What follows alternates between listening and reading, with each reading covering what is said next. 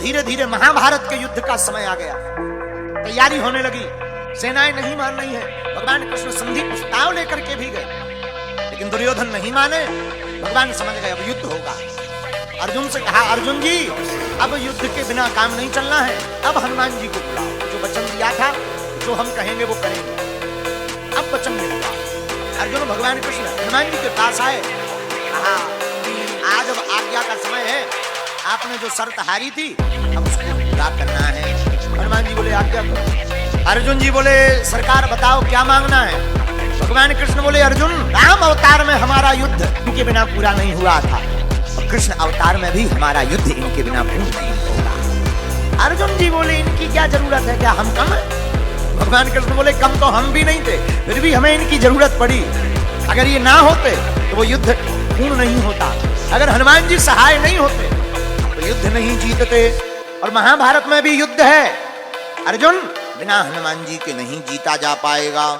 हनुमान जी बोले अब आज्ञा है तो ठीक है, लेकिन हनुमान जी हाथ जोड़ के विनोद में बोले सरकार हम तो राम जी के चरणों में रहते हैं। भगवान कृष्ण बोले हमारे सिर पे रह लेंगे, हम राम जी के चरणों में रहते हैं, इस बार हमारे सिर पे रह लेना। देखो यही भगवान की दयालुता है। राम अवतार में जो राम जी के चरणों में हनुमान जी थे, रघुपति प्रिय भक्तम श्री राम दूतम शरणम प्रपद्ये कौशलेंद्रो दासोहम, जो राम जी के चरणों में हनुमान जी थे। पर यही कृष्ण अवतार में उल्टा हो रहा, कृष्ण अवतार में हनुमान जी कृष्ण भगवान के ऊपर ध्वज के ऊपर विराजमान है। जो राम जी के चरणों में थे राम कथा में, कृष्ण कथा में वही ऊपर है।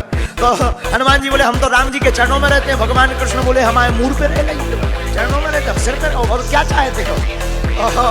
अच्छा बोले महाराज और तो सब ठीक है, एक बात हो। बोले क्या? बोले महाराज बात ये है हमारी एक आदत। क्या?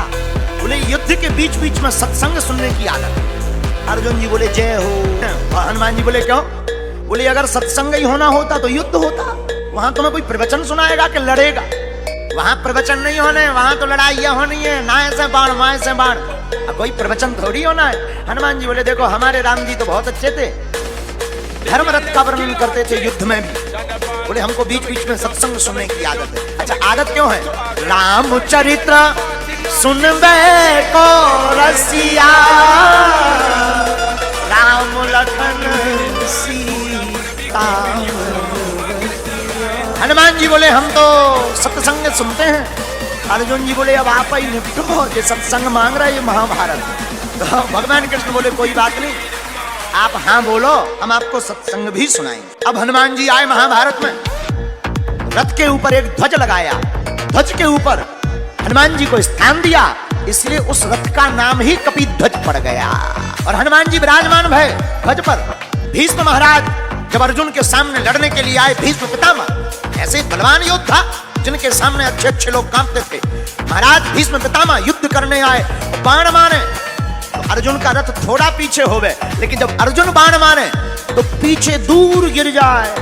अर्जुन जी हंसकर बोले भगवान कृष्ण से, नीचे देखो नीचे, अपना इतना जा रहा, उनका के देखो कितना पीछे जा रहा, नीचे देखो नीचे।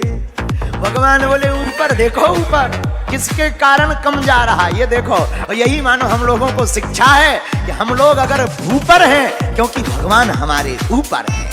मानो भगवान कृष्ण कहना चाहते हो कि कोई भी काम बढ़िया हो जाए तो ये मत देखना कि तुम्हारा पुरुषार्थ है, तुम्हारे जो ऊपर है खेल तो उनका होता है। भगवान ने गीता सुनाई तो अर्जुन को है, हमारा ऐसा मानना है अर्जुन जी तो बहाना है, गीता तो हनुमान जी को सुनाना, क्योंकि वचन दिया था कि हम तुम्हें सत्संग सुनाएंगे। तो अर्जुन के मोह का बहाना था, गीता तो हनुमान जी को सुनाना था।